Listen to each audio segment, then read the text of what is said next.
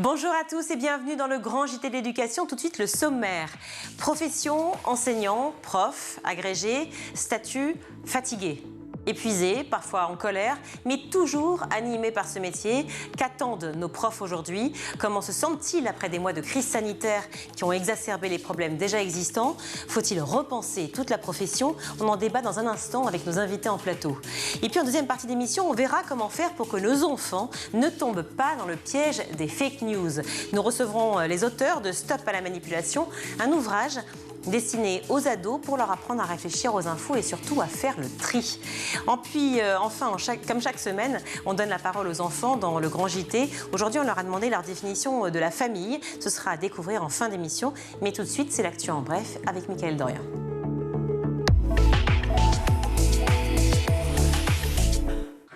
Bonjour Mickaël. Bonjour Virginie. À la une de l'actualité, ce vendredi, Jean-Michel Blanquer, le ministre de l'Éducation, va lancer une grande consultation sur les maths au lycée. La lourde pression aura eu raison de lui. Dans une lettre adressée à tous les enseignants, Jean-Michel Blanquer annonce la création d'un comité d'experts chargé de proposer des scénarios réalistes et efficaces pour améliorer l'offre d'enseignement des maths. Les premières mesures pourraient être mises en œuvre dès la rentrée prochaine. Jean-Michel Blanquer qui était justement en déplacement ce vendredi au lycée agricole de la Bretonnière dans le 77. L'objectif de cette visite est de créer une alliance puissante entre l'éducation nationale et l'enseignement agricole. Il n'était d'ailleurs pas seul, Jean-Michel Blanquer. Il était accompagné de Julien Denormandie, le ministre de l'Agriculture et de l'Alimentation, ainsi que de Franck Riester, ministre délégué chargé du commerce extérieur et de l'attractivité. Ensemble, ils ont échangé avec les lycéens et leurs professeurs sur la question de l'éducation au développement durable de la forêt et de l'alimentation. Et dans les Landes, un collège a pris la décision de former ses élèves contre le harcèlement. On en parlait dernièrement dans le grand JT de l'éducation. Selon un sondage Ipsos, des Français redoutent le harcèlement sur les réseaux sociaux. 36% des Français. Les jeunes en sont la principale cible. Alors comment réagir? Comment en parler? 12 élèves délégués d'un collège des Landes sont régulièrement formés sur le sujet en classe ou avec des animateurs. Ils apprennent notamment à faire le lien entre le camarade victime harcelé et les adultes.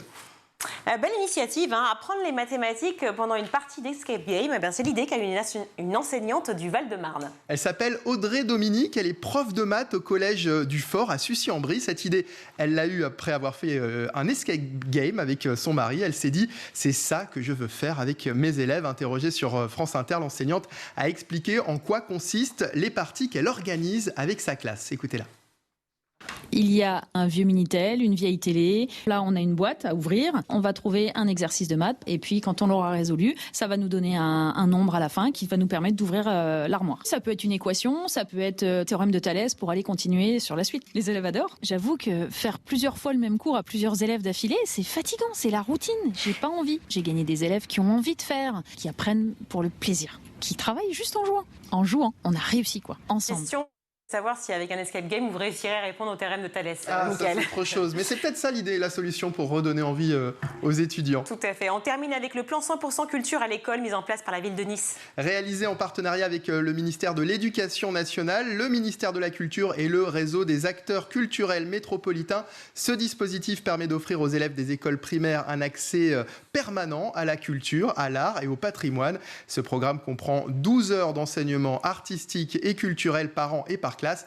On écoute Christian Estrosi, le maire de Nice, qui était interrogé sur le sujet. Par la culture, par la lecture et l'écriture aussi, dans un monde où nous avons besoin de veiller à cette égalité des chances à l'école. Quelquefois, l'accès à la culture est quelque chose de très élitiste. On peut susciter de nouvelles vocations et offrir la chance à chacun de se hisser par le haut. Voilà, je veux sur 2-3 générations gagner le pari de la culture parce que je pense que nous pouvons donner beaucoup plus de chances à quelqu'un de réussir dans la vie en ayant la base d'une belle éducation culturelle, en même temps de sortir des talents et des artistes de demain parce que nous susciterons des vocations importantes chez eux.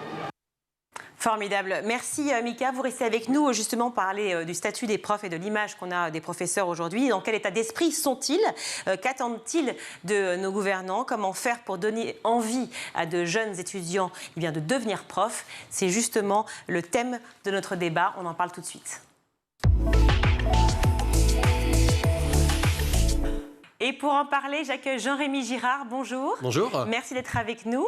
On s'est vu déjà hier, mais je voulais que vous soyez là aujourd'hui pour ce débat très important, justement, sur les profs et le rôle des profs et la perception et l'image. Vous êtes président du syndicat de tous les personnels de l'éducation nationale, également professeur de lettres en première, il me semble. Tout à fait, au lycée à Asnières. Voilà, dans 92.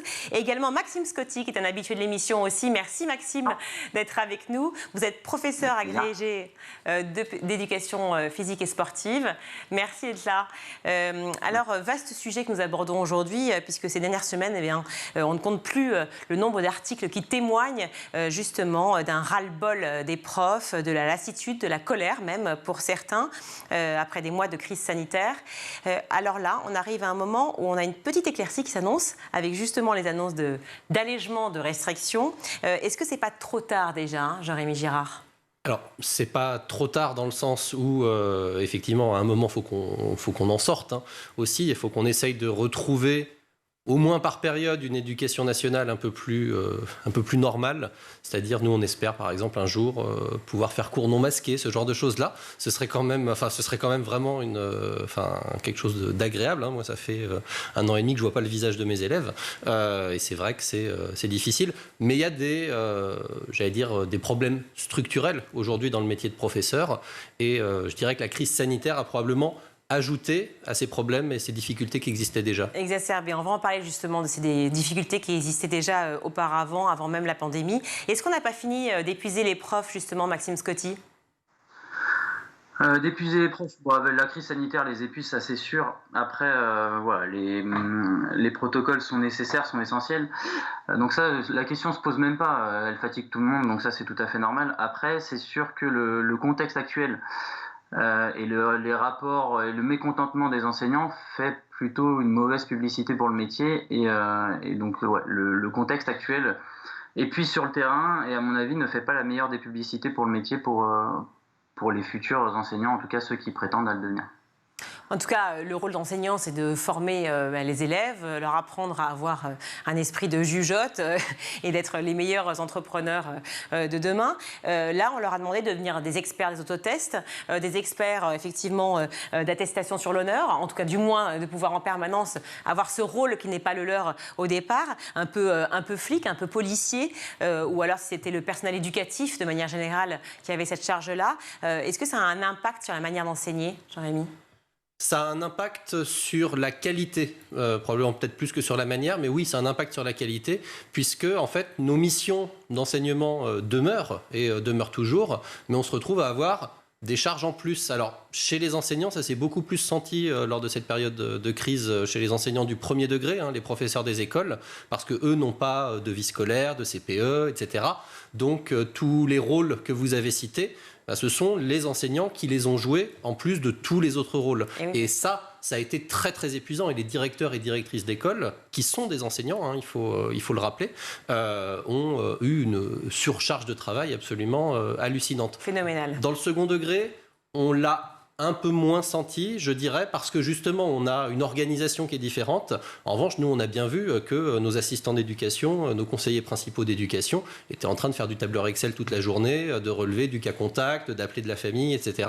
Et c'était un boulot hallucinant et ils n'arrivaient plus à faire leur mission éducative, pour le coup. Oui, donc un ras-le-bol, effectivement, en plus de tout ça. Mais vous le disiez tout à l'heure, des problèmes qui existaient déjà auparavant, déjà avant cette pandémie, avant ce drame total qu'on a connu. Est-ce qu'ils amplifié. Donc, qu'est-ce qui se passait déjà avant ? Qu'est-ce que vous avez constaté l'un comme l'autre ? Maxime Scotty, d'abord, qu'est-ce que vous avez constaté dans le rôle, si vous voulez, d'image de l'enseignant d'avant cette pandémie ? Alors, en fait, avec la crise, ce qui s'est posé comme problématique, c'est que finalement, on a mis l'école face à une crise et elle a fait la preuve qu'elle n'était pas capable de s'adapter à cette crise-là. C'est pas la seule, hein. Enfin, il y a plusieurs crises qui ont bouleversé l'école et finalement l'école est un système tellement figé qu'il a du mal à s'adapter et les enseignants ont d'autant plus de mal aussi parce que on pourra questionner la question de la formation des enseignants, mais voilà, parce que la mentalité, la formation n'est pas orientée vers une adaptation à des situations qui sont évolutives et inédites, non. En fait, on prépare, quand on est formé, on prépare à l'école de maintenant plutôt que de réfléchir à l'école de demain. Et l'école de maintenant, finalement, fonctionne pour les problématiques de maintenant. Mais dès qu'il y a une nouvelle problématique qui se rajoute, finalement, elle est dans l'incapacité à s'adapter.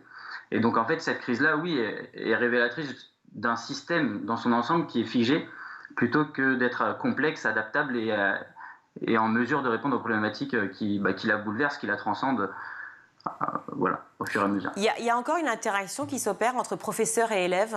Ah oui, bien sûr qu'il y a une interaction qui s'opère. Elle s'opère même davantage, je pense, aujourd'hui qu'elle ne pouvait s'opérer il y a 30-40 ans. Je ne suis pas tout à fait d'accord là avec ce qui a été dit. Moi, je crois que, en fait, individuellement, les enseignants se sont assez bien adaptés à cette crise sanitaire. On s'est quand même retrouvé du jour au lendemain à faire cours en distance avec des systèmes qui ne marchaient pas sur nos ordinateurs personnels, dans des conditions qui étaient souvent difficiles. Beaucoup d'enseignants ont eux-mêmes des enfants. Et globalement, ça a tenu. Qu'ensuite, le système lui-même n'ait pas pensé ça, et effectivement, on n'a pas forcément reçu beaucoup de soutien de notre hiérarchie, ou ça, c'est clair. Mais je crois qu'on a quand même plutôt bien tenu la baraque dans quelque chose qui était clairement imprévisible. Oui, tenu la baraque, c'est sûr. En fait, je voudrais quand même revenir sur un point, parce que vous parlez d'enseigner à travers les ordinateurs. Ça a été la possibilité pour certains de le faire et pour certaines familles de recevoir cet enseignement-là. Mais on le sait bien que beaucoup de familles n'ont pas d'écran, n'ont pas accès à l'ordinateur. Et quand on a 1, 2, 3, 4 enfants, on ne peut pas démultiplier le nombre d'ordinateurs. Donc ça a été aussi ça, la réorganisation générale des professeurs par rapport à l'enseignement du moment. C'est-à-dire que nous, en fait, on a essayé de faire ce qu'on pouvait de différentes manières, des classes virtuelles, utiliser les environnements numériques de travail pour mettre des cours en ligne, etc. Mais après, de l'autre côté, nous, on n'avait effectivement aucune garantie que les élèves pouvaient recevoir, parce que, effectivement, certaines familles ne sont pas équipées. Souvent, l'équipement dépend des collectivités locales et d'une région à l'autre, d'un département à l'autre. On fournit un ordinateur, pas d'ordinateur, une tablette, pas de tablette. Donc, on s'est retrouvés très démunis dans cette relation-là. Mais il y avait des problèmes. Avant, il faut quand même rappeler, le métier d'enseignant est aujourd'hui un métier en crise. On a du mal à recruter de manière structurelle. Et aujourd'hui, c'est assez nouveau également chez les professeurs des écoles, dans le premier degré. Jusque-là, c'était essentiellement les professeurs de collège-lycée, dans le second degré. Maintenant aussi, on a du mal à recruter des professeurs du premier degré. Jean-Rémy Girard, vous dites que les profs se sont adaptés à la situation, que le système, en revanche, n'a pas forcément anticipé. Qu'est-ce que le système aurait pu faire, en fait ? Quelle aurait été la solution pour que les profs ne soient pas submergés, comme vous le dites ? Alors, il y avait d'une part le fait qu'il fallait sans aucun doute prévoir, en termes de serveurs, enfin de tout le côté matériel, quelque chose qui parviennent à tenir sur ce genre de choses. Nous, on s'est effectivement retrouvés devant des classes virtuelles qui étaient pas mal conçues, mais quand tout le monde était dessus en même temps, elles ne marchaient plus, en fait. Donc il y avait ça. Et puis il y avait de toute façon le côté matériel élève, c'est-à-dire que beaucoup d'élèves ont suivi cet enseignement à distance depuis leur téléphone portable. Oui. Par exemple, c'est essentiellement ça qui s'est passé. On n'a pas non plus travaillé sur le fait de pouvoir, j'allais dire, proposer un cadre ou des lieux pour les élèves les plus défavorisés, parce que parfois, quand vous êtes 5 ou 6 personnes d'une même famille dans un studio ou un 2 pièces, on sait bien que de toute façon, la qualité de l'enseignement à la maison va de toute façon pas être bonne. Alors, je vais revenir sur la question essentielle, c'est est-ce que ce métier de prof fait encore rêver ? Est-ce que nombre d'étudiants, finalement, ont encore envie d'aller vers cette carrière-là et envie de donner, de revenir en classe et d'être enseignant demain ? Il y a une dégradation, on le voit, du statut du professeur, une dégradation de l'image aussi, une défiance de certains élèves, voire même une violence, et on l'a vu avec l'affaire Samuel Paty, entre autres, malheureusement. Alors que c'est un des plus beaux métiers du monde, on le sait, c'est une vocation. Est-ce qu'aujourd'hui un étudiant hésite à faire carrière dans l'enseignement réellement ? Maxime Scotty ? Alors moi, si je peux me positionner concernant la reconnaissance. Alors, la reconnaissance des enseignants a évolué, à mon sens, et puis quand on lit Michel Serres, il appuie bien là-dessus. On n'est plus les seuls détenteurs du savoir. Maintenant, les médias permettent à tous les élèves d'avoir accès au savoir. Donc finalement, l'enseignant n'est plus le seul détenteur du savoir. Donc il y a ce besoin de redéfinition du rôle de l'enseignant. Mais je pense que la crise sanitaire a aidé, parce que les parents se sont rendus compte que le savoir avait beau être accessible, les compétences des enseignants on ne pouvait pas les substituer à tout autre média. Après, concernant les étudiants, c'est risqué de devenir enseignant. C'est risqué de devenir enseignant parce que on est face à une formation à bac plus 5, avec en bout de course un concours qui est sélectif, donc on n'a pas l'assurance d'avoir un statut qui soit viable à la fin. Mais si on n'a pas le concours pour devenir enseignant, on se retrouve avec un Master 2 qui, sur sur le marché de l'emploi n'a aucune valeur.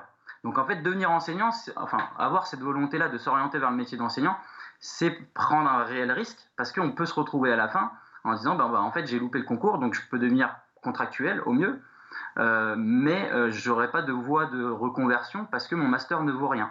Et donc il y a ce souci-là de la formation, et à la fin, et puis même ceux qui sont formés, quand ils arrivent sur le terrain, il y a souvent une grosse désillusion parce qu'en termes de formation, on ne les a pas préparés à la réalité du terrain.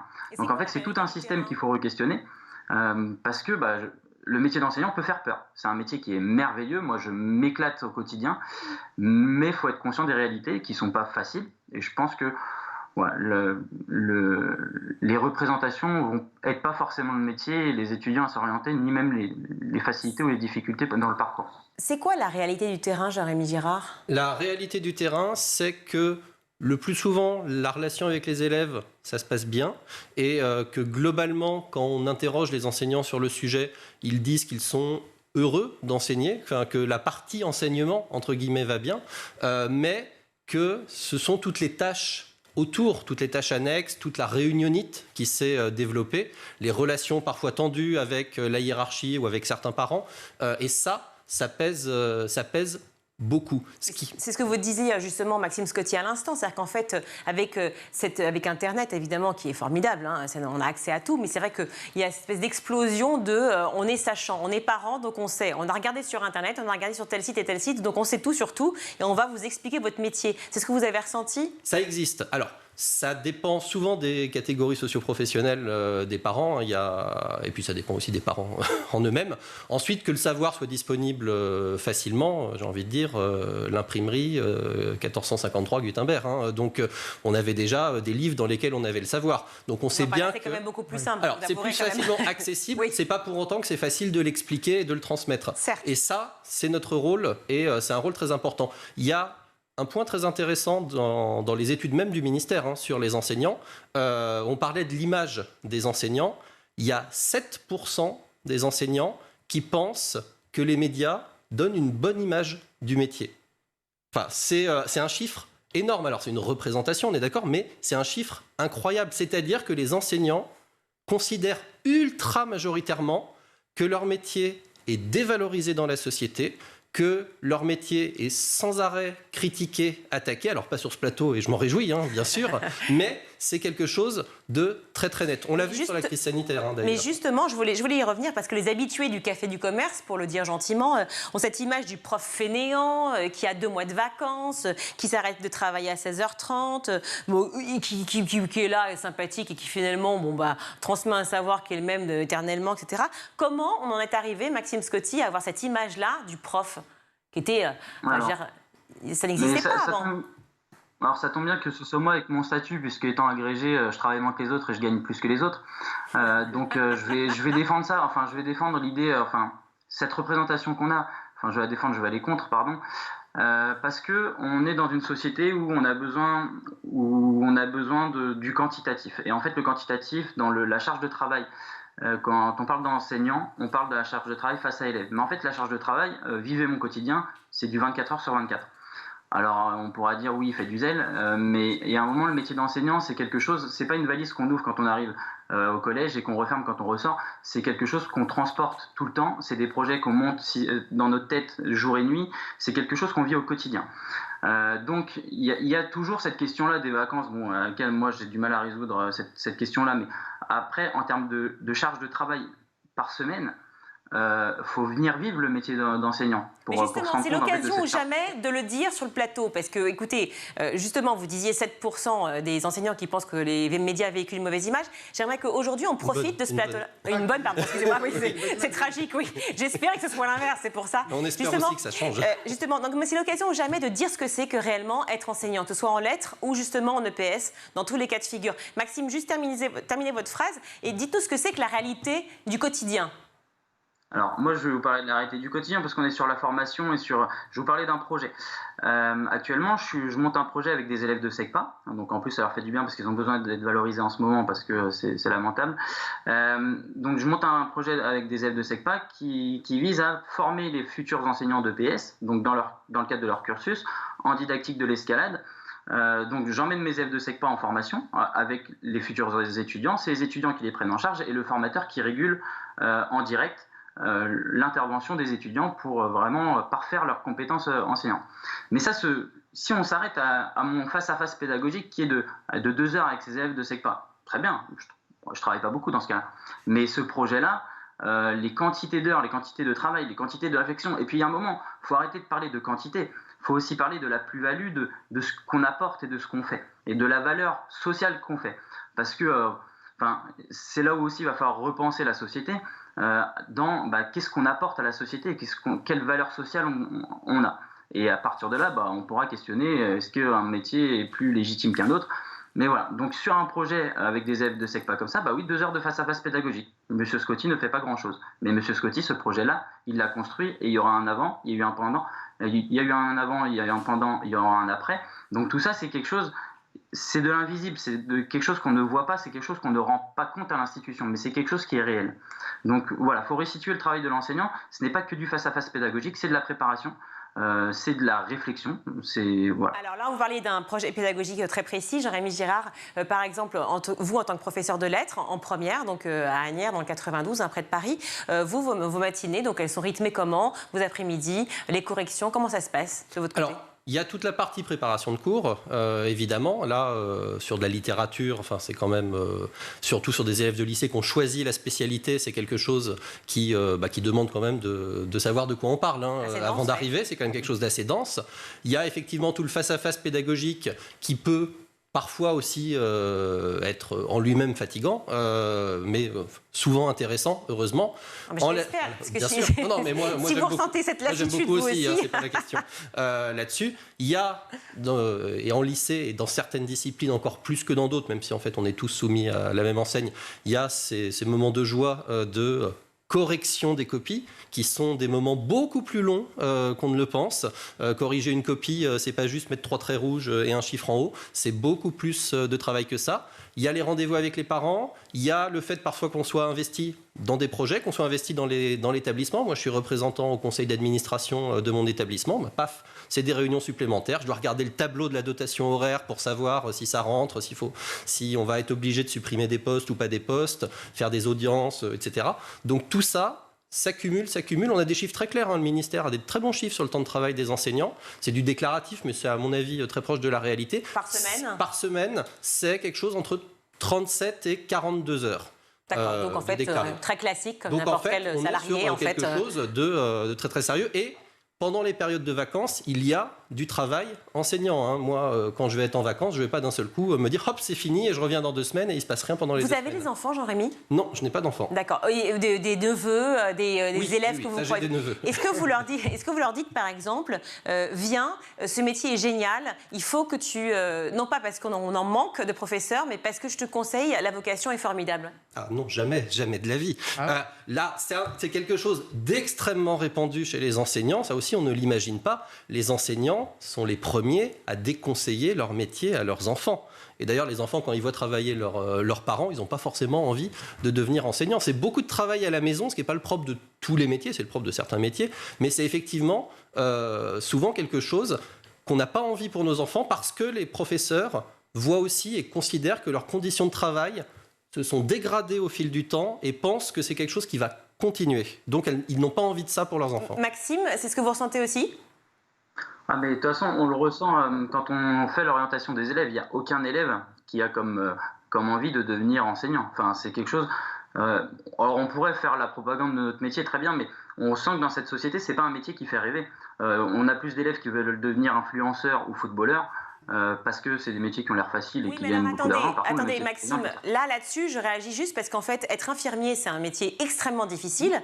Et pourtant, il y a encore cette envie de pouvoir être là-dedans et de continuer ce métier. Alors que c'est très difficile, c'est un nombre d'heures, c'est une charge mentale qui est très lourde aussi. Pourquoi professeur, non ? C'est la rémunération aussi qui va plus, c'est quoi ? Il y a tellement de choses qui ne vont pas, Maxime.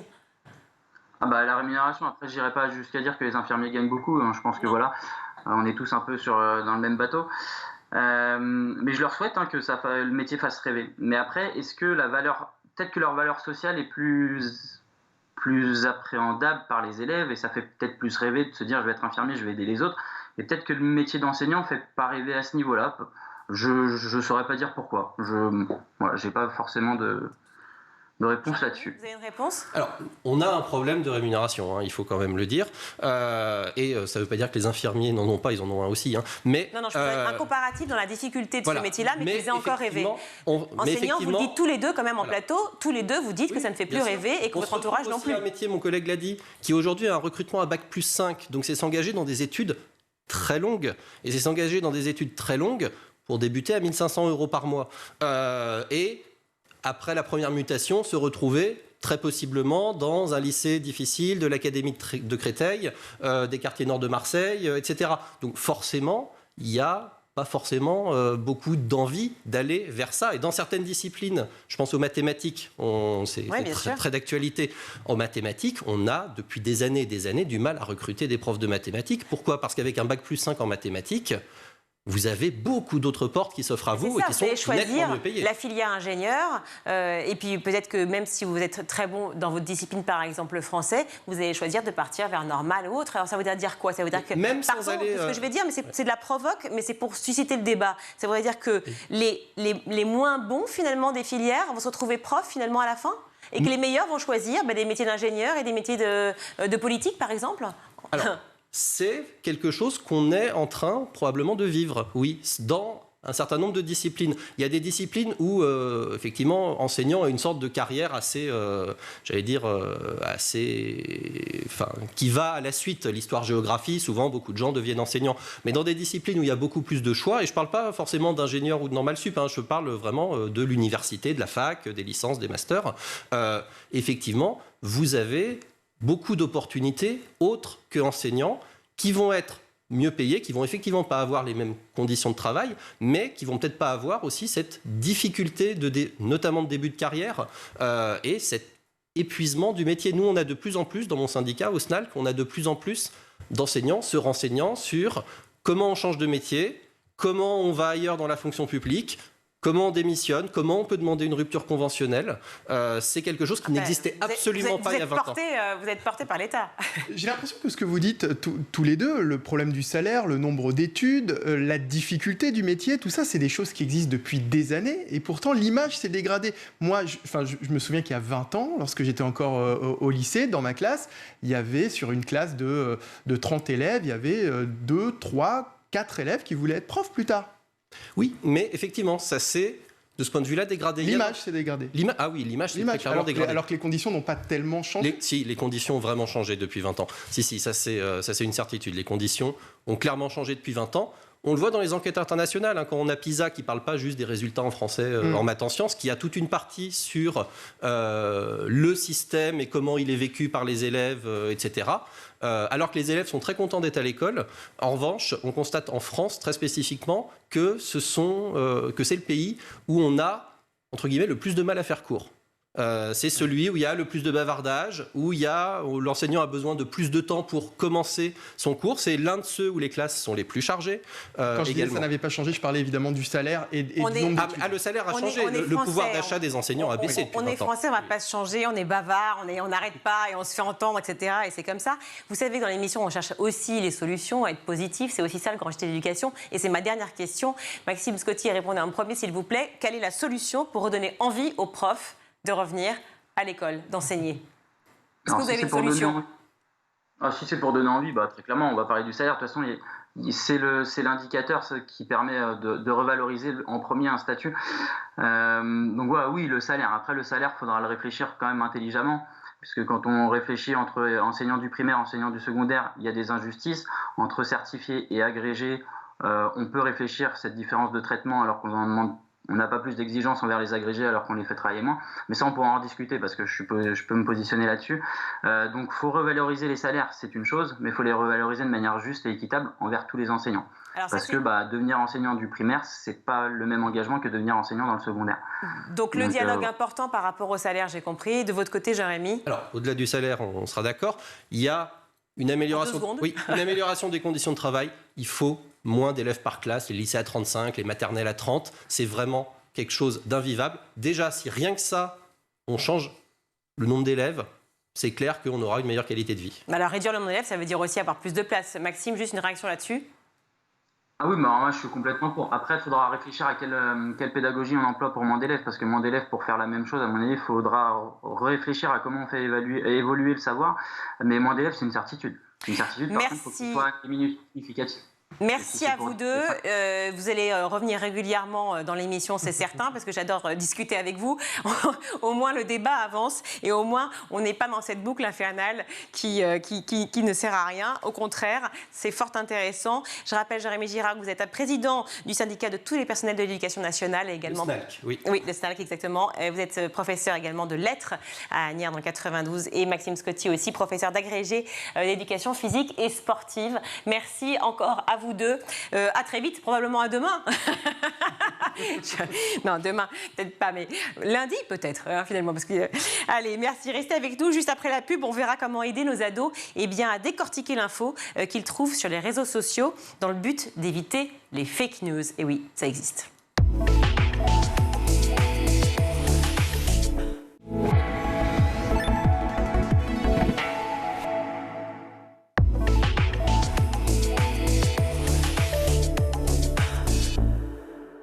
De retour sur le plateau du Grand JT, ravi d'être avec vous, également avec Estelle Warin. Bonjour. Bonjour. Vous êtes auteure de Stop à la manipulation, avec également Rosemarie Farinella qui est avec nous, présente également sur Skype. Voilà, je vous vois. Vous m'entendez bien, Rosemarie? Bonjour. Bonjour. Oui, très bien, merci. Merci à toutes les deux. Stop à la manipulation, c'est un livre destiné à nos ados essentiellement, mais je crois aussi aux parents, on va en parler, donc les ados qui ont un accès illimité aux infos sur leur téléphone portable notamment, bien sûr, sur tous les écrans possibles. Selon vous, ils ont forcément manipulé sur les réseaux ou pas? Je sais pas, ça m'adresse à vous en premier, Estelle.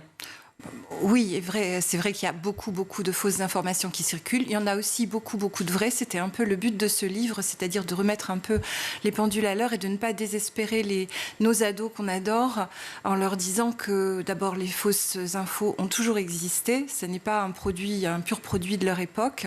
Simplement, voilà, il y a eu un phénomène d'accélération qui vient justement du développement d'Internet et des réseaux et qu'il faut savoir gérer ça quand on a 12 ans ou 13 ans. Et puis c'est peut-être même plus facile aujourd'hui de détecter la fausse info que ça ne l'était effectivement avant, où on n'avait que pour seul support le journal du jour ou quelques encyclopédies. Mais je veux dire, Internet permet aussi finalement. Tout à fait, d'avoir des outils pour démêler le vrai du faux. Et puis, il ne faut pas oublier aussi que cette génération adolescente, elle a aussi les codes de tout ça. Notamment celui de l'humour qui a eu son importance. Enfin, ils savent quelquefois mieux gérer ce genre de choses que leurs aînés. Ah oui, d'accord. Alors, comment déjà, je vais revenir sur l'idée en fait de cet ouvrage. Comment ça s'est passé toutes les deux? Vous vous connaissez bien, Rosemarie et Estelle. Je vous appelle par vos prénoms, moi Virginie. On est comme ça au Grand JT. Vous vous connaissiez toutes les deux ou vous êtes réunies parce que sur la thématique, vous vous rejoignez et vous vous êtes dit, il faut absolument, avec une expérience commune, qu'on écrive sur ce sujet. Rosemarie? En fait, c'est l'éditrice de Bayard, Christelle Roland, qui m'a contactée et qui a contacté de son côté Estelle Warin pour proposer de travailler sur ce thème. En fait, elle m'a contactée parce que je travaille depuis 2014 sur un scénario pédagogique que j'ai créé qui s'appelle Info ou Intox, comment faire la différence sur Internet et les réseaux sociaux, et ce, dès l'école primaire. Donc, en fait, l'idée, c'était de faire une sorte d'adaptation à l'écrit de mon travail et puis de le faire en collaboration avec une journaliste. Et Estelle Warin, que j'ai connue à cette occasion. Estelle, vous avez vécu aussi dans votre entourage le problème du rapport à la fake news? C'est-à-dire que moi, je suis journaliste à Okapi, donc qui est le magazine des collégiens. Et ces collégiens, on les connaît bien, on les côtoie, on les reçoit, on les prend en stage, on va les voir dans les classes. Et c'est évidemment cette mission de l'éducation aux médias, elle est quand même première dans notre travail, puisque nous, on éveille nos lecteurs à l'actualité et puis on les transforme aussi en des futurs lecteurs de demain. C'est là où on apprend en presse jeunesse à apprendre à lire un journal, à regarder une émission de télévision. Donc c'est vrai que quand Rosemary est arrivée avec ce scénario pédagogique qui est son expérience de pédagogue et de ses ateliers dans les classes, on s'est dit que conjuguer justement ce savoir-faire d'une pédagogue avec un regard de journaliste qui peut justement contrebalancer et puis donner un cadre peut-être, rappeler aussi voilà, ce que c'est qu'une fake news, ce que c'est aussi qu'une bonne info. À chaque fois avoir ce bon rapport. C'est vrai que nous, quand on fait des interventions dans les collèges, et ça nous arrive souvent, ce qui nous désespère, c'est que quand effectivement on insiste un peu trop sur les fake news, la manipulation, quand un ado nous dit « bon alors rien n'est vrai », on dit « non, mais c'est pas possible ». Donc il faut à la fois savoir, appréhender, je veux dire, et décrypter le faux, mais il faut aussi retrouver l'usage des bonnes pratiques. C'était vraiment le but de ce livre. Quelle est la première réaction des élèves que vous rencontrez et des jeunes en général par rapport à l'information? Je ne parle pas de la fake news, hein. Je ne parle pas de la manipulation pour l'instant, je parle juste de l'information à proprement dite, Marie-Rose Farinella. Je voulais revenir en arrière sur ce qu'on disait sur la fausse information. Moi, quand j'ai écrit ce livre et quand j'ai commencé surtout mon scénario pédagogique, je me suis demandé tout ce qu'il fallait savoir avant d'aborder une fausse information, tout ce qu'il faut savoir. Et il y a des tonnes et des tonnes de compétences, de savoir, de connaissances à savoir avant d'aborder la fausse information. Donc, quand vous parliez de la vraie information, oui, c'est très, très important de comprendre d'abord, qu'est-ce que c'est qu'une vraie information? Comment travaillent les journalistes? Quels sont les différents médias? Quels sont nos biais cognitifs? Comment fonctionnent les réseaux sociaux? Le modèle économique des réseaux sociaux? Faire la différence entre une pub et une information. Donc, il y a plein de choses à savoir avant d'aborder la fausse information. Mais c'est bien pour ça que je posais ma question, en fait. C'est bien pour ça que ma question de départ, c'est de savoir comment réagissent-ils par rapport à purement l'information. C'est-à-dire que juste... Parce que tout de suite, je le vois quand on discute toutes les trois, tout de suite, votre réaction, c'est par rapport à la bonne ou à la mauvaise. C'est-à-dire qu'on n'est même plus dans le domaine de l'information. Alors, ils sont quand même très gourmands. C'est pas de la bonne ou mauvaise information. C'est toutes les questions qu'on a à se poser face à une information. C'est pas de dire forcément si c'est vrai ou faux, mais il y a tellement de questions à se poser avant, comprendre que déjà le journaliste, combien c'est difficile d'être objectif quand on écrit soi-même un article, comprendre toutes les contraintes du journaliste, combien c'est important de savoir croiser les informations, vérifier la source. Et c'est pas... c'est important de savoir si c'est vrai ou si c'est faux. Mais il faut, pour comprendre, pour ne pas se faire manipuler, il faut comprendre, il y a 1000 autres questions à se poser. Et à cela, les adolescents sont réceptifs, ils se posent des questions, ils comprennent toutes ces questions dans lesquelles... Oui. D'abord, ils sont très gourmands de ça. Enfin, je veux dire, ils sont certes submergés d'images, d'infos, par leur téléphone, par tout ce qui les entoure. Donc, en fait, ils sont quand même très curieux de l'actu. Moi, je suis très heureuse de ça, et très curieux de l'actu, de ce qui se passe dans le monde. Ils savent beaucoup de choses, ils sont très informés. Après, le problème, c'est justement de ranger, de hiérarchiser, de pas mélanger. Voilà, il y a quand même... C'est beaucoup, hein, c'est énorme. Mais justement, vu le succès de Info ou Intox, par exemple, que vous avez développé, Marie-Rose Farinella, je le vois, et le succès, effectivement, en général sur Internet, de traquer la fake news, est-ce que ça amène pas aussi cet effet de curiosité chez les enfants, les adolescents de manière générale, et pas un effet... quelque part positif dans la volonté de traquer, de comprendre, de décrypter et de toujours savoir s'il n'y a pas un complot derrière? Non, je ne cherche pas les complots derrière. Non. Ce que j'ai voulu faire, c'est de les mettre dans la peau de web détective, donc de faire un scénario qui soit le plus ludique possible. Et d'ailleurs, essayer de le retrouver dans le livre aussi. Il faut que ce soit sous forme de jeu, avec des choses qui leur parlent, avec des préoccupations qui leur parlent. En classe, moi, je pars toujours en début d'année quels sont leurs usages, quels sont leurs youtubeurs préférés, quels sont leurs Instagrammeuses préférées, quelles sont toutes leurs trouvailles sur Internet, comment ils utilisent Internet, comment ils utilisent les réseaux sociaux, parce que déjà même en CM1, CM2, il y en a une bonne partie qui utilise les réseaux sociaux. Donc on part d'eux et forcément vous leur parlez de leurs pratiques et de ce qu'ils font et de ce qui est familier, donc ça les intéresse, ils sont très curieux. Très curieux et ils adorent. Alors, parce que c'est des activités, je vous dis, qui sont très drôles quand même. Ah oui, je le vois. D'ailleurs, si je prends juste par exemple, là, j'ouvre une page à peu près au milieu du livre, comment repérer les pubs cachées dans les vidéos YouTube. Et donc c'est assez ingénieux, effectivement. Si la vidéo est sponsorisée, cette mention apparaît dès son démarrage et reste pendant quelques secondes. Donc on comprend la première bulle. La seconde bulle, enfin la deuxième, si tu es sur une tablette, clique sur le titre de la vidéo, OK.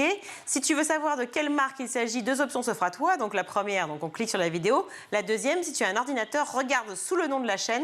Dans cet exemple, il s'agit d'une société de jeux vidéo. Donc en fait, c'est effectivement extrêmement ludique et on apprend à vraiment décrypter l'information et les méthodes de communication finalement. Oui, et puis on prend les ados là où ils sont, pas où on voudrait peut-être qu'ils soient. On parle de leur expérience, on parle de leur vécu, et en fait, voilà.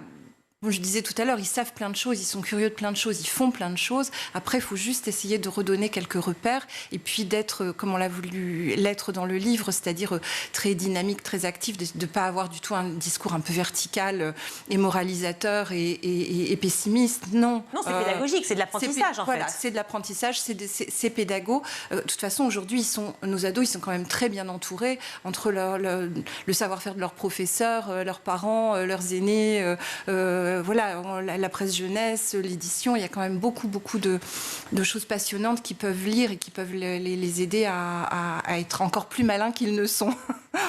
Rosemarie Farinella, vous vouliez ajouter quelque chose? Oui.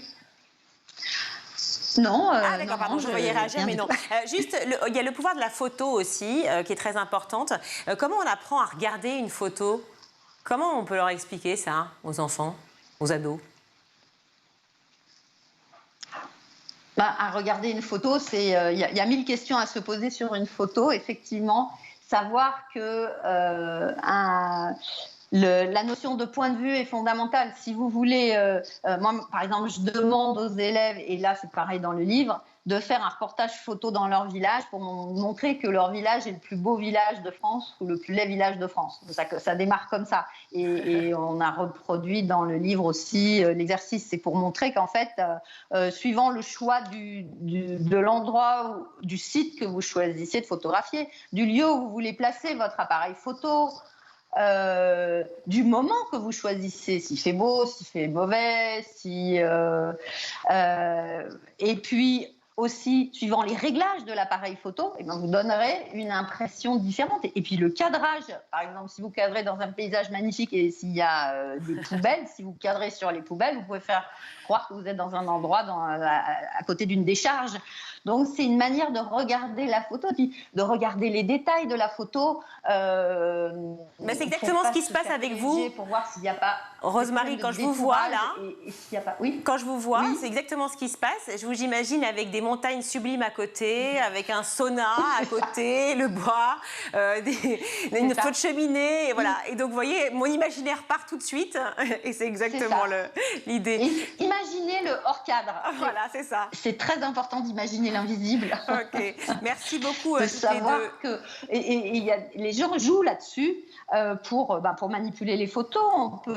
Une légende est censée accompagner, c'est le texte qui accompagne l'image pour expliquer le contexte. Mais si vous mettez une fausse légende, évidemment, si vous mentez sur le lieu, sur la date, sur le contexte, sur le pourquoi, le comment, où ça s'est fait, eh bien vous pouvez induire les gens en erreur. Donc c'est toutes ces questions qu'il faut se poser. C'est pour ça que toutes les réponses sont apportées dans Stop à la manipulation, que vous avez donc coécrit toutes les deux, Estelle Warin et Rosemarie Farinella, avec l'illustrateur qui s'appelle Dume. Dume. On ne sait pas si c'est Dume ou Doumé. Moi j'aurais tendance à le corsiser forcément. Jean-Philippe. En tout cas, merci à vous deux et n'oubliez pas que les parents ont aussi une responsabilité très importante là-dedans. Certes, les ateliers sont faits, certes, des bouquins sortent, certes, une mini-série, grâce à vous, Rosemary, est sortie, mais c'est aussi aux parents d'être vigilants et peut-être d'apprendre à décrypter en permanence ce que regardent nos enfants. Vous le savez, chaque vendredi, on donne la parole à nos enfants, justement, et cette semaine, Sacha, Milo et Claire nous ont donné leur définition de la famille. Regardez.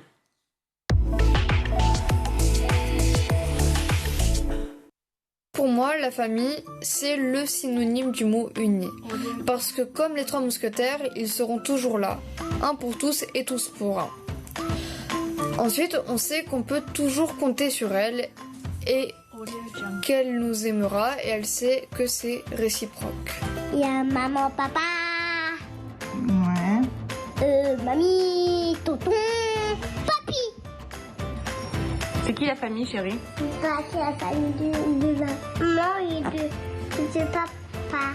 Et c'est pas ta famille à toi? Bah si. Ah, il y a qui dans ta famille alors?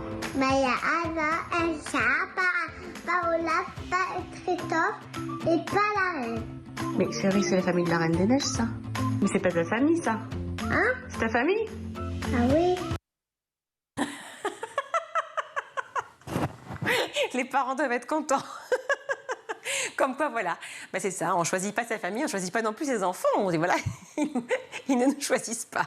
Allez, c'est l'heure de souvenir d'écolier avec Malika Ménard, qui reçoit le chef Norbert Tarrer cette semaine. C'est de l'argent gagné. L'école de demain, c'est avec les réseaux sociaux. Moi, je pense que l'école de demain, c'est de travailler le matin ou l'après-midi, de partager son temps et surtout de développer l'intellect et les outils de demain. Je suis d'accord avec vous. Aujourd'hui, je ne veux pas éliminer les professeurs. Je trouve qu'ils font un travail formidable. Je vous dis, je suis un papa hyper cool. Je fais très attention à tout parce que surtout, j'ai que des filles. Enfin, le petit, il a même pas 2 ans, mais les filles, c'est très fragile. N'importe quel commentaire sur le physique, n'importe quel commentaire sur la sexualité ou sur une teneur, où la fille va s'identifier à d'autres filles sur les réseaux sociaux. Donc, il faut faire attention à tout ça. Et donc, c'est des choses qu'on ne voit pas toujours quand on est parent. C'est pour ça que parler avec ses enfants, c'est le plus important. C'est là où on peut déceler s'il y a des petits problèmes ou des choses qui peuvent arriver, malheureusement, des drames. Et vous avez participé à un programme SOS Cantine? Ouais. Pour vous, l'école, ça passe aussi par la cantine? L'école, ça passe par la cantine. Et quand j'ai fait ce programme, je l'ai fait essentiellement pour les enfants et pour montrer aux parents. Et pas que dire que la politique se fout de nous. C'est pas un programme politique.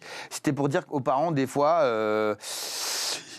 c'est vrai que quand il faut payer, c'est toujours compliqué. Quand on met la main à la poche, c'est dur.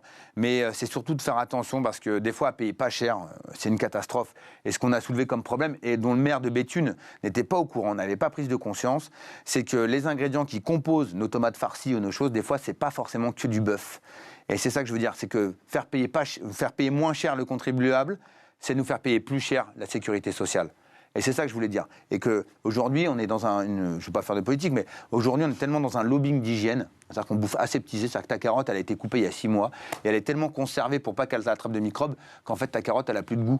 Et donc, c'est important d'éduquer les jeunes je pense que la cuisine doit revenir à l'école. Je pense que l'éducation passe aussi par la cuisine et la découverte, justement, de la gastronomie française. Je trouve qu'il n'y a pas assez de cuisine à l'école. Je pense que ça serait ça, pour moi, le programme de demain, c'est d'éveiller les gens. Moi, je pense qu'on fait le programme à l'envers. On explique déjà aux enfants à 9-10 ans qui est Napoléon, qui est Louis XIV, très bien. Mais moi, je pense qu'à 42 ans, je suis beaucoup plus alerte à écouter l'histoire de France. En tout cas, je l'aurais écouté beaucoup plus tard, parce que la maturité fait que de m'attarder là-dessus sur des choses où, en fait, aujourd'hui, même si je redemande à ma fille ce qu'elle a appris il y a 1 mois, elle est incapable de me sortir parce qu'il y a trop de cours, il y a trop d'amplitude horaire, et je pense que leur petit disque dur, je pense qu'à 18 ans, quand tu leur demandes ce qu'elles veulent faire, elles veulent te dire « je veux partir en vacances ». Voilà ce que je suis en train de penser. Je pense que l'éducation, elle doit être plus diluée. 4 heures de cours, 4 à 6 heures de cours par jour, ça suffirait, et laisser faire des activités. Et surtout, amener autre chose. Amener, par exemple, de la vie sociale. Amener, c'est con, mais à l'époque, nos parents, ils apprenaient à faire leur chambre, ils apprenaient à repasser. Mais je trouve que ça fait partie... Donc, faudrait aller dans l'école de demain, chercher dans une école plus ancienne. Moi, je pense qu'aujourd'hui, les jeunes, ils sont de plus en plus tributaires d'une modernité, comme je fais plus à manger, je peux commander. Je fais plus mon linge, je peux commander. En fait, tout est un rapport de service. Et en fait, si demain, on enlève le téléphone portable, je pense qu'il n'y a plus rien, quoi. Il n'y a plus personne. Se diriger dans Paris, si on enlève Waze, je vous fais un pari qu'il y a 50% des gens qui sont paumés. Et qui ne connaissent pas Paris. Ils ne connaissent que Paris sur Waze. Moi, j'en fais partie. Hein. Ouais. Waze, en tout cas, si j'ai pas Waze, je sors mon almanach de Paris, là, tu sais, l'ancien, là, le truc noir. Là, Vous l'avez, ça? Je l'ai plus. Bah, oui. Mais bon, voilà. Et c'est ça, en fait. On ne doit pas enlever nos bases à nos enfants. On doit leur donner les bases. Et après, le reste suivra. Et je pense que c'est pour ça aussi qu'il y a beaucoup de décalage et qu'on ne fait pas partie des meilleurs niveaux européens et mondiaux sur l'éducation. On le voit bien sur les maths, on le voit bien sur autre chose. On a vachement chuté parce qu'il n'y a pas la même prise de conscience. Il y a du recul parce qu'aujourd'hui, les jeunes à 7 ans, 17 ans, on le voit aux États-Unis, l'autre, elle fait 18 millions de dollars avec Instagram. Qu'est-ce que vous voulez dire, vous, parents ou professeurs, à vos enfants? Travaille, sinon demain, moi, on me le disait, tu seras cuisinier ou tu seras pâtissier ou tu feras un métier manuel. Aujourd'hui, tu dis ça, un jeune, des fois, il fait plus que toute sa famille réunie sur 10 générations avec juste une vidéo. Donc je pense qu'il faut ramener les choses de manière plus pédagogique et dedans y glisser les fondamentaux. Voilà, moi c'est mon avis. Je dis pas qu'il faut s'éclater Pampelop, je dis juste un peu de base et après montrer un peu la vie de tous les jours, un peu la vie courante. Bah, c'est très clair en tout cas. Voilà. Bah sinon, j'ai pas trop sorti les dossiers. Bah non, mais on a plus le temps de toute façon. Voilà, j'ai fini. Ah, c'est fini déjà? Oui, c'est fini. C'était agréable. Bah oui, bah, je vous comprends maintenant quand vous avez fait le gâteau, que vous avez dit ouais, ça passe vite. Ouais, ça passe vite. Merci en tout cas d'avoir été avec nous et d'avoir partagé vos souvenirs, même s'il y en a encore d'autres à évoquer. Bah écoutez. Et je vous retrouve. Et vous, c'était beau les vôtres? Moi, oui. Ouais. Moi, j'ai adoré aller à l'école. À Caen? À Caen, en Normandie, ouais. À Jean Moulin? À Jean Moulin. École primaire et collège. Bon, merci Norbert. C'est la fin de Souvenirs d'écolier. On se retrouve la semaine prochaine pour un nouveau numéro. À bientôt sur School TV. Tout de suite, c'est le meilleur de School TV avec le Zap.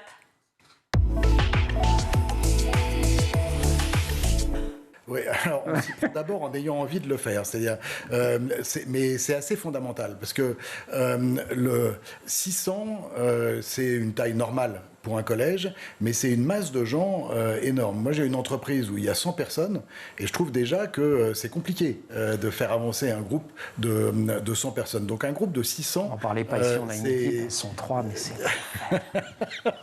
Oui. Bon. Et par ailleurs, plus d'ailleurs que d'individualisation des parcours, je pense que le sujet, c'est la différenciation, c'est-à-dire comment est-ce qu'on fait pour reconnaître le fait que chacun de ces 600 élèves est différent. Chacun, il est lui-même et il a son parcours, il arrive avec ce qu'il sait, ce qu'il ne sait pas, ce dont qu'il a mangé le matin, pas mangé, s'il dort, s'il est seul dans sa chambre ou s'il y a beaucoup d'enfants, si on s'occupe de lui, on ne s'occupe pas de lui. Voilà. Mais concrètement, on fait comment alors? Alors, je pense que la première clé, c'est de constituer une équipe éducative. Je pense qu'on ne peut absolument pas arriver à une différenciation, chacun dans son coin. Donc il faut que tous les adultes de l'établissement travaillent ensemble avec cette idée qu'il faut accompagner chacun des élèves pour la réussite dans son projet. Emmanuel Carly, vous êtes le directeur général d'Epitech. Epitech, ce sont plus de 6000 étudiants dans le monde aujourd'hui qui se présentent et qui se préparent surtout aux carrières du numérique. 6000 étudiants, mais combien d'étudiantes? On est à moins de 10%. Moins de 10%. Donc c'est un aveu d'échec pour vous? Oui, c'est un aveu d'échec, puisque moi j'ai pris la direction générale d'Epitech en mars 2013. On était à peu près à 4%, on a dû monter à 6-7%. Et bon, c'est pas suffisamment important compte tenu des besoins qu'on a aujourd'hui. Nicolas Delward, justement, quelle est l'importance de ces cours de religion? Est-ce qu'ils sont en vogue en Belgique en ce moment? Donc, il faut distinguer deux réseaux en Belgique. Il y a l'enseignement officiel et l'enseignement libre. Donc tout ça, c'est lié à de grands débats qu'on appelait même la guerre scolaire dans les années 50 au XXe siècle. Alors, c'est moitié-moitié. En gros, dans l'enseignement officiel, on a le choix du cours confessionnel. Soit on fait morale laïque, soit religion catholique, religion islamique ou éducation civique. Dans l'enseignement libre, moi je travaille dans une école de l'enseignement libre, on n'a pas le choix. C'est uniquement la religion catholique, mais il y a peu d'écoles comme ça, la religion islamique. L'école dans laquelle je travaille s'appelle Sacré-Cœur de Jette, donc c'est bien sûr la religion catholique. Je suis professeur de religion catholique, et bien sûr, on voit les grands fondements de la religion catholique, mais avec une ouverture à d'autres religions. Et avec tout ça, en plus de tout ça, dans l'enseignement libre, depuis maintenant 4 ans, s'est mis en place un programme d'éducation à la citoyenneté, à la philosophie et à la citoyenneté, qui traverse différents cours. Ce n'est pas un cours spécifique. On en fait en français, on en fait en religion, on en fait en sciences, on en fait en histoire, et on étudie les grandes questions relatives à la citoyenneté, par exemple la bioéthique ou bien la laïcité. Et oui, l'enseignement agricole actuel a été structuré, vous savez quand ? Elle est sans arrêt comme ça. Elle a un truc avec l'évaluation, Jérôme, il faudrait l'apprendre au collège. Collège de Mantes-la-Jolie à Malawi. Dans les années 60, et il concerne aujourd'hui plus de 200 000 jeunes en France. Ça représente combien d'établissements ? Alors ça représente 807 établissements scolaires, 216 lycées agricoles publics et 591 privés, 137 centres de formation d'apprentis, 19 écoles d'enseignement supérieur agronomique. Alors on peut débuter en classe de 4e jusqu'au diplôme supérieur. Les formations dans l'enseignement agricole sont dispensées dans 2 catégories d'établissements. Dans l'enseignement secondaire et supérieur, donc ça commence avec la 4e, 3e, il y a aussi le BTS. Et ensuite, l'enseignement supérieur long dans les établissements d'enseignement agronomique, vétérinaire et du paysage. En effet, vous avez raison, Emmanuel, parce que c'est en réenchantant ces matières, c'est en glamourisant, je vais risquer le terme, tiens, ces métiers qu'on donne envie justement d'y aller, Emmanuel Larocque. Je vais complètement dans le sens d'Emmanuel, c'est-à-dire qu'aujourd'hui, pour faire rentrer des femmes sur ces métiers, des femmes qui potentiellement n'ont eu aucune formation initiale sur les métiers techniques, numériques, informatiques, on rentre par les usages en fait, on rentre par le sens. Je pense que le sens, en fait, on peut le proposer à des jeunes filles très jeunes, on peut expliquer comment cet abécédaire du code, elles vont pouvoir l'exploiter après pour créer des jeux, pour créer des choses qui vont leur parler au quotidien. On est nombreux à essayer de passer par ces entrées-là pour reconnecter des publics qui ont été très très longtemps peut-être oubliés autour de cette transformation numérique. Donc je peux aller que dans ce sens-là. Je pense qu'il y a un sujet qu'on doit quand même adresser, c'est quand aujourd'hui, avec cette réforme des mathématiques, on commence à se poser la question, mais au final, qu'est-ce qui fait qu'avant, elles choisissaient à 40% les filières du bac scientifique, aujourd'hui, elles ne vont pas aller vers les options mathématiques, scientifiques et autres. Et on se rend compte quand même que leur première crainte, c'est l'échec. Et je vais prendre le sujet un tout petit peu à l'envers par rapport à ce que proposait Emmanuel. Je pense que la question de l'autocensure, c'est pas une question personnelle, c'est que depuis qu'elles sont toutes petites, on n'arrête pas de leur dire, de toute façon, les maths, c'est pas pour les filles. Ces disciplines, au final, tu seras en concurrence avec des garçons. Et à partir du moment où on recrée cette espèce de polarité entre filles, garçons et compétences, où on va dire aux petites filles, tu seras mieux sur tout ce qui est autour du care, du social, du lien, de l'intérieur, et on va dire du sens, et que les petits garçons, on va leur proposer d'autres choses, vers l'extérieur, vers la promotion, vers le leadership. Elles ont quand même ça inscrit dans leur tête. Donc, il faut adresser à la fois une proximité entre le monde de l'entreprise, les usages et l'éducation. Et je pense que l'éducation nationale commence à se poser beaucoup de questions là-dessus. Il y a beaucoup d'innovations qui sont faites. Je vous invite à regarder le travail formidable des territoires numériques éducatifs.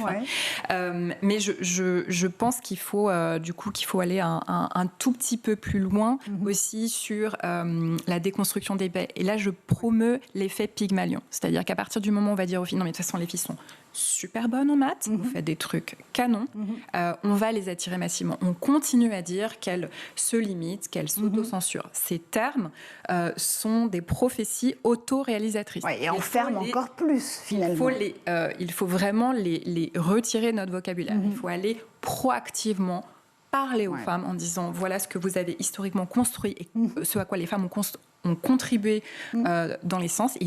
On a besoin de vous. Voilà. Et à partir du moment où on dira qu'elles sont bonnes et qu'on a besoin d'elles, il n'y aura plus de problème. Nicolas Delward, est-ce que, d'après vous, les préoccupations des élèves sont au centre du système éducatif ? Je ne suis pas tout à fait sûr. D'abord, il faut se poser la question de savoir s'il faut absolument qu'elles le soient, sans tomber dans la démagogie. Il faut évidemment entendre les élèves, mais alors, comment dire ? Les deux objectifs de l'enseignement général, c'est la préparation aux études supérieures et la citoyenneté, devenir un citoyen. Si on écoutait les élèves, on ne ferait plus que des choses qui plaisent aux élèves. Donc je ne suis pas tout à fait sûr que ce soit une bonne chose. Maintenant, il ne faudrait pas non plus écouter que les profs ou écouter que les parents. ou écouter que les politiques. Il faut un peu écouter tout le monde, mais ça, c'est la démocratie. C'est la fin de cette édition. Merci à toute l'équipe de School TV, à Laure Audemont au maquillage, à Alexandre Larochelle au son, à Alex Poulou à la réalisation, évidemment Emma Guessel à la rédaction en chef, à Malika Ménard et Michael Dorian, à Loïc Landreau, à tous ceux qui font le succès du grand JT de l'éducation. À lundi.